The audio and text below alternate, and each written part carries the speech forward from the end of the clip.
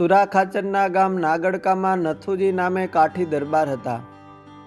નાગડકામાં અવારનવાર પધારતા સંતો ભક્તોના યોગમાં આવતા તેમને સત્સંગનો ઘણો ગુણ આવ્યો. એક વખત તેઓ સૌ ભક્તો સાથે ગઢપુર પધાર્યા. આવીને દરબારગઢમાં શ્રી હરિ અને સંતો ભક્તોના દર્શન કરીને ધન્ય થયા. સદગુરુ મુક્તાનંદ સ્વામીએ એમને 5 દિવસ રોક્યા અને મહારાજના મહિમાની બળભરી વાતો કરી. નથુજી દરબાર પોતે વ્યસનમાં હોકો પીતા એટલે સંતોએ એમને વ્યસન મૂકીને વર્તમાન ધારણ કરવા કહ્યું. પણ મનમાં થયું કે મારાથી હોકો પીવાની ટેવ હજુ તો એમ નહીં છૂટે. એમ વિચારીને વર્તમાન ધારણ ન કર્યા.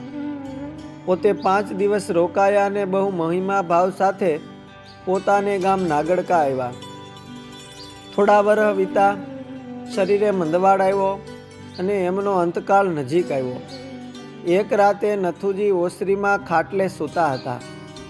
સ્વપ્નમાં એને ભયંકર યમદૂતો દેખાયા અને યમપુરીના દુઃખ દેખાયા. એ જોઈને પોતે તો ડરી ગયા. યમદૂતો એમને લઈને ધર્મરાજા પાસે લઈ ગયા. ધર્મરાજા ખુદ એમને નમન કરીને બોલ્યા કે તમે પ્રગટ શ્રીહરિના દર્શન કર્યા છે એટલે તમારે યમપુરીમાં નહીં રહેવું પડે. તેમજ આ યમદૂતો તમને હાથ લગાડવાને પણ સમર્થ નથી. તમે પાછા મૃત્યુલોકમાં જાઓ અને ભગવાનના શરણે થાવો.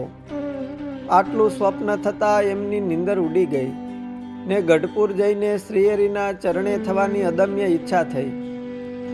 એ સમયે શ્રીહરિના પરમ આશ્રિત કચ્છના નારાયણજીભાઈ સુતાર કોઈ કામ સારું નાગડકા આવ્યા હતા અને એમના ઘરે દરબારગઢમાં રાતવાસો કરવા સારું ઉતર્યા હતા. રાતે વાળું પાણી કરીને ઓસરીમાં ખાટલે સૂતા સૂતા નારાયણભાઈએ સત્સંગની અને શ્રીહરિની ખૂબ મહિમાની વાતો કરી. નથુજી દરબારનું મન ગળી ગયું. મનમાં અફસોસ વિચાર થયો કે હું ગઢપુર ગયો પણ શ્રીહરિનો આશ્રિત ન થયો. બીજે દિવસે નારાયણજીભાઈ ગઢપુર જવા નીકળ્યા ત્યારે નથુજી દરબાર પણ એમના સાથે ચાલ્યા. બેઉ સથવારે સાથે ટીમણ લઈને ચાલતા ગઢપુર જવા નીકળ્યા. એક દિવસ ચાલ્યા ને રાતે કોઈ ગામમાં રામજી મંદિરે રોકાયા.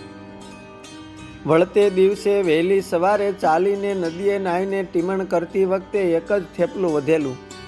તે બેઉ અડધું અડધું થેપલું જમીને નદીએ પાણી પીને ચાલ્યા. બીજે દિવસ બપોર થતાં બેઉ ગઢપુર પહોંચ્યા. દરબારગઢમાં જઈને શ્રીહરિને દંડવટ કરીને ભાવથી દર્શન કર્યા. શ્રીજી મહારાજે બેઉને આવકાર્યા અને ક્ષેમ કુશળ પૂછ્યા. મૂળજી બ્રહ્મચારીને બોલાવીને બેઉને બપોરે જમાડવાનું કહ્યું. આ સાંભળી નારાયણજીભાઈ સુતાર બોલ્યા કે મહારાજ, અમે તો બેઉ ટીમણ કરીને આવ્યા છીએ.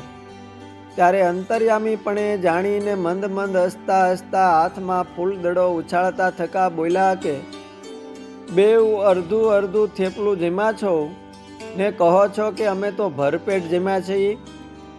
અડધા થેપલામાં તો વળી શું જમ્યા હશો? આ સાંભળતા જ નથુજી દરબારને તો શ્રીહરિ એના મનનો સંકલ્પ જાણી ગયા એમ વિચારીને અનન્ય નિશ્ચય થઈ ગયો. પોતે તો ધબોધબ દંડવટ કરવા લાગ્યા. મહારાજ પાસે વર્તમાન ધરાવીને સત્સંગી થયા. નથુજી તો દરબારગઢમાં 15 દિવસ સુધી ગઢપુરમાં રોકાયા અને શ્રીહરિના દર્શન સ્પર્શનો દિવ્ય લાભ લીધો અને પોતે પોતાના ગામ નાગડકા આવ્યા. પછી તો નથુજી દરબાર સંતોના યોગે અખંડ ભજન કરતા થયા અને અંતે અક્ષરધામના અધિકારી થયા. અસ્તુ. જય સ્વામિનારાયણ. ભગવાન શ્રી સ્વામિનારાયણના ભક્ત રત્નો ભાગ 5માંથી.